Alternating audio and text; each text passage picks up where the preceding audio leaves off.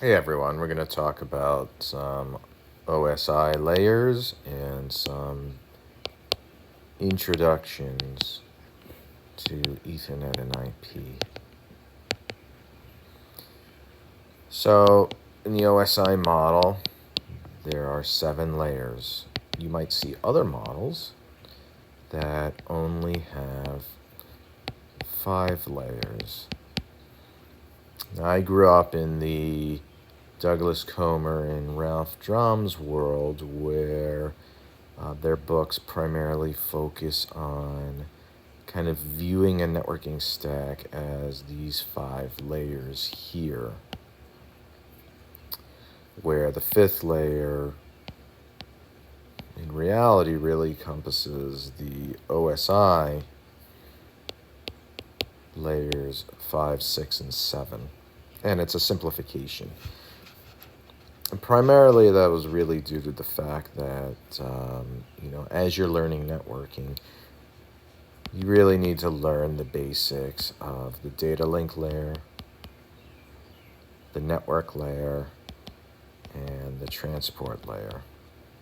Now, of course, there's other protocols here that are in these layers, but predominantly the dominant layer 2 technology today is Ethernet in the data center, in the campus, in your home, in service providers.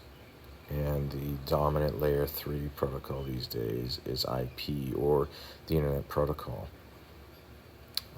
These layers are an abstraction to allow for development and interoperability between, where's that line in the sand between what vendor A would do if, let's say, they're building network interface cards. They're really kind of playing down at this layer here. There are, of course, network interface players that, have smart NICs that sort of peek around the corner and look up at layers 3 and 4. They might do some offload, etc., like that. So when we talk about layer 2, or a layer 2 switch, we're really talking about something that processes Ethernet frames. It'll actually look at the Ethernet header and make a decision as to what it's going to do with this packet. So in my years as an NPU developer, when I started my career as an embedded software engineer in computer networking, I really boiled it down and realized it really just boils down to a handful of things from a very abstract level. If this is a networking device,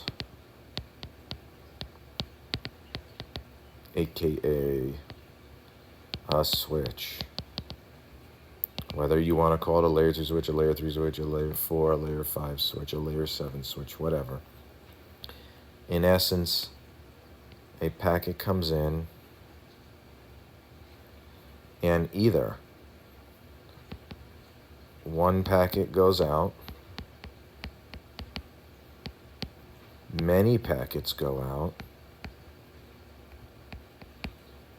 or no packets go out.